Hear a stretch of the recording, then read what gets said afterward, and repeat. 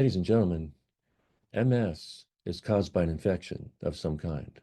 Not only will they have that infection in the brain or the spine, but it's likely going to be systemic.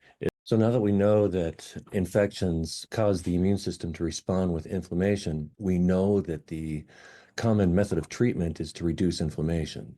So if we focus on suppressing the immune system with immune suppressants, what are we doing?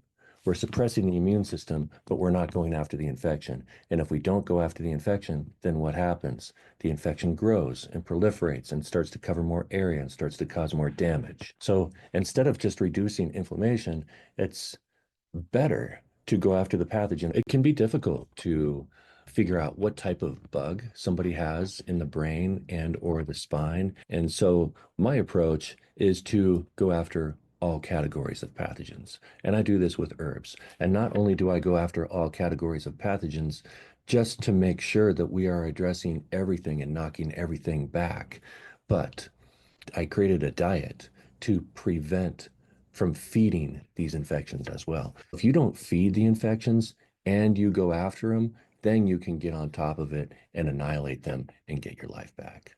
That's my approach. I've had patients who have had a diagnosis confirmed with imaging that they had MS. They had black lesions in the spine, they had black lesions in the brain.